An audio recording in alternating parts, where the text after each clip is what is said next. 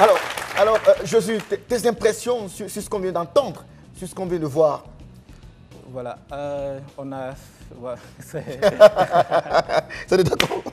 Ouais. Ouais. Alors, comme je disais tout à l'heure, c'est beaucoup d'émotions, Ouais. parce qu'on a travaillé vraiment dur. Voilà. Alors, les gars, je sens que vous êtes pressés de poser les questions. Je vous le passe, il est à vous. Allez-y.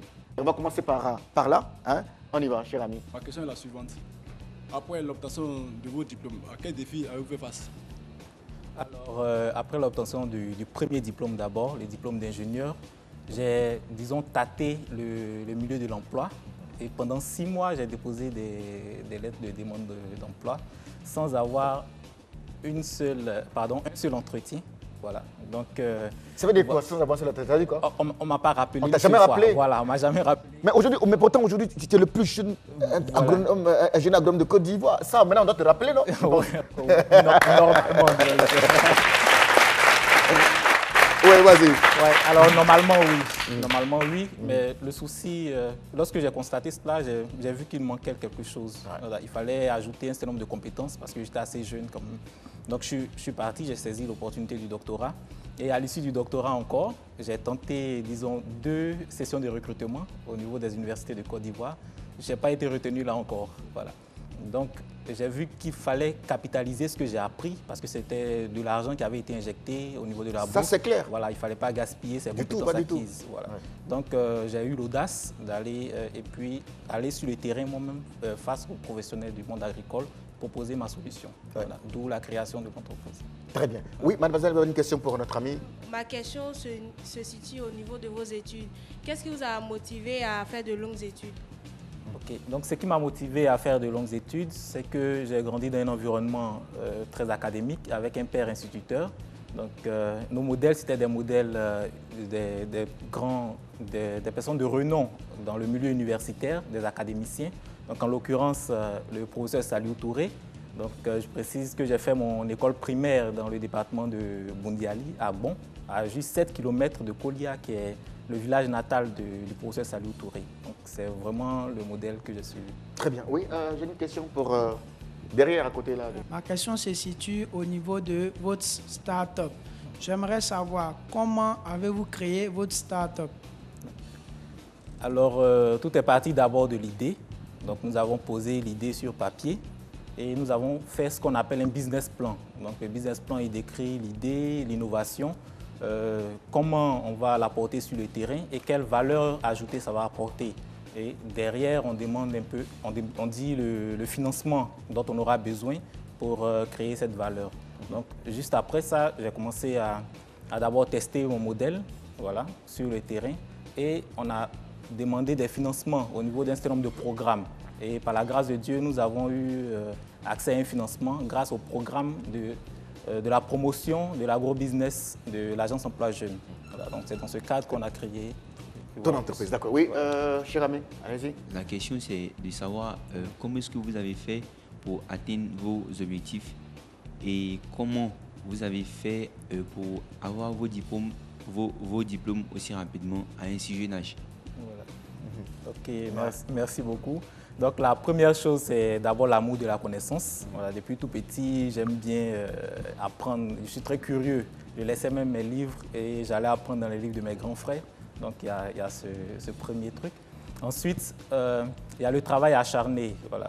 Pour faire de longues études, il faut travailler dur. Voilà, c'est au jour le jour. Et pour terminer, il y a le suivi. Voilà, il faut avoir un suivi très rigoureux. Moi, mon suivi était assuré par ma mère, qui était un peu ma répétitrice à la maison. Ah ouais? Voilà. Et puis, pour continuer au niveau des diplômes universitaires, il faut avoir un bon encadreur. Donc, moi, j'ai eu la chance de travailler avec un professeur de classe mondiale, qui est le professeur Zézé Adolphe, voilà, qui m'a permis d'avoir mon diplôme d'ingénieur et mon diplôme de doctorat. Derrière, mademoiselle, là-bas. Ouais. Ma question, c'est quelles sont vos ambitions futures? Ouais. Alors, mes ambitions, d'abord, au niveau de la start-up, c'est de stabiliser d'abord cette start-up et de lui permettre de croître, donc avec un taux de croissance d'au moins 50% par an, et pour pouvoir devenir d'ici 5 ans une référence donc, au niveau de la proposition de solutions agroécologiques. Voilà. Et personnellement, Moi, mon ambition, c'est de participer à un programme de MBA pour être au contact d'entrepreneurs chevronnés pour pouvoir booster la start-up hors des frontières de la Côte d'Ivoire. D'accord, oui, derrière. Ouais, allez-y. Ma question est de savoir si, tout au long de votre parcours, il n'y a pas eu un moment où vous avez voulu abandonner, tout laisser, chômer comme d'autres personnes.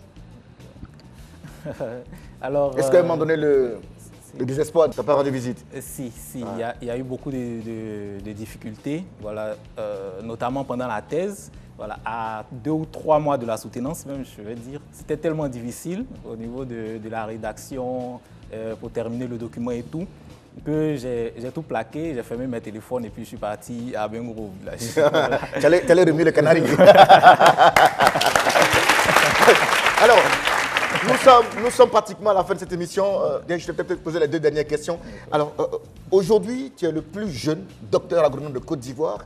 D'abord, ton sentiment sur cela, et puis en quoi est-ce que ça t'engage? Et comment tu prends ça? C'est vraiment une responsabilité vraiment lourde de porter ce poids-là. Mais grâce à tous les conseils, à tout l'encadrement qu'on a autour, on essaie de garder la tête sur les épaules et puis de progresser doucement. Alors revenons sur la start-up en question, dont tu es le fondateur, propriétaire justement. Je veux dire, quels sont les éléments de base, les éléments de travail? Et pourquoi porter tes choix sur ces éléments-là? Je parle des bananes plantains et tout ça, ouais. Voilà. Alors, nos éléments de base, c'est les cultures vivrières. Voilà, parce que notre objectif, c'est de nourrir la population ivoirienne. Voilà, c'est la thématique même, l'objectif de développement durable sur lequel on a travaillé au début de notre thèse. Voilà, c'est la sécurité alimentaire, donc aider la population ivoirienne à se nourrir. Donc, nous sommes basés sur cet objectif pour nous projeter devant. Voilà. Très bien. En tout cas, je voudrais te féliciter, même si tu n'as pas connu de prix. J'espère qu'un jour ça va venir. Quand tu recevras ce prix, il faut nous appeler pour qu'on le présente à ceux qui te regardent aujourd'hui, justement, qui ont besoin de tes conseils, qui ont besoin de pistes, n'est-ce pas, de solutions, d'espoir, parce qu'il y a une caméra qui est là. Elle va te fixer. Envoie le message à tous les jeunes qui te regardent. Alors, à mes amis jeunes, j'aimerais vous dire que notre jeunesse, il faut prendre soin d'elle, parce que c'est pendant la jeunesse qu'on se construit. Il ne faut pas dilapider sa jeunesse inutilement. Et pour cela, il y a 3 choses qu'il faut faire. Il faut se baser sur le travail. Le travail, c'est la base. Travailler avec ou sans rémunération, il faut le faire. Ensuite, il faut avoir une vision. Parce que sans vision, vous n'avez pas de cap, vous n'avez pas d'orientation. Voilà. Et pour terminer, je vais vous demander d'être très persévérant parce que dans ce monde actuel, si vous n'êtes pas persévérant et audacieux, vous n'arriverez à rien. Voilà.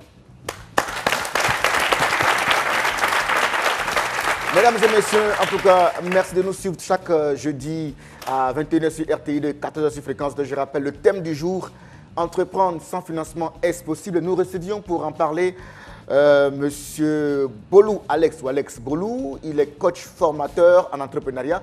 Je voudrais qu'on le salue très fort avec des ovations. Voilà. Merci. Modèle pour jeunes.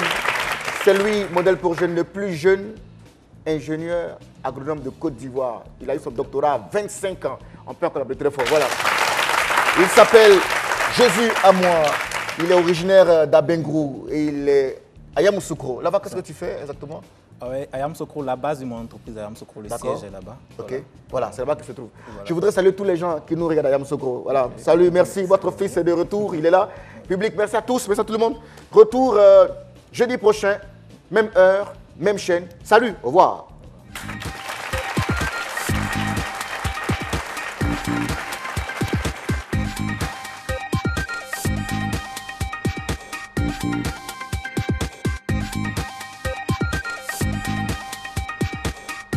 you.